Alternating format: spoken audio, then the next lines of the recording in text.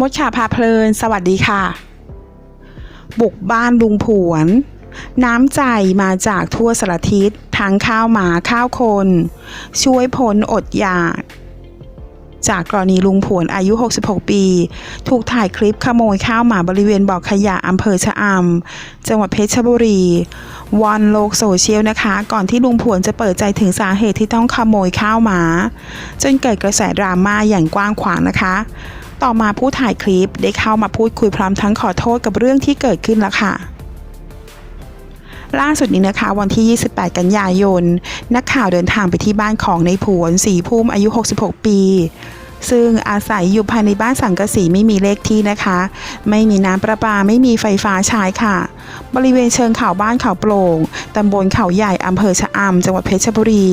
ซึ่งกำลังเผาถ่านเพื่อนำไปขายค่ะ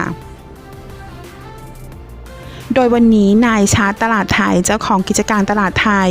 พร้อมด้วยนายอรุณเรืองเนตรเจ้าของกิจการฟาร์มจระเข้และก็คณะกู้ภัย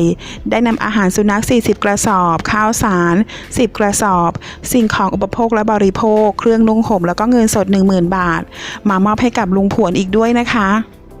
นอกจากนั้นผู้ใหญ่บ้านหมู่ที่9บ้านเขาโปร่งตำบลเขาใหญ่อำเภอชะอำยังได้ทำเรื่องมอบที่ดินให้กับลุงผวน2แปลงค่ะเพื่อให้ได้ปลูกบ้านอยู่อาศัยฟรีโดยมีนายชาร์ตพร้อมด้วยคณะอาสาดำเนินการก่อสร้างบ้านให้นะคะโดยการใช้เงินส่วนตัวมาสร้างทั้งหมดค่ะ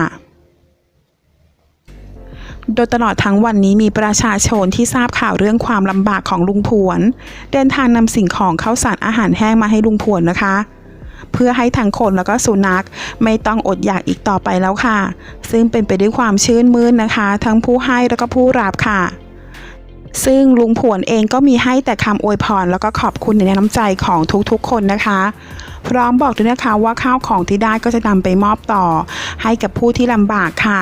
คนจนเหมือนกันเหมือนจะเป็นสะพานบุญให้กับผู้บริจาคต่อไปอีกค่ะขอบคุณข้อมูลจาก Viral Fish Pro ค่ะถ้าเพื่อนๆชอบคลิปนี้ฝากกดไลค์และกดกระดิ่งติดตามได้ที่ช่องมดข่าวพาเพลินด้วยนะคะขอบคุณค่ะ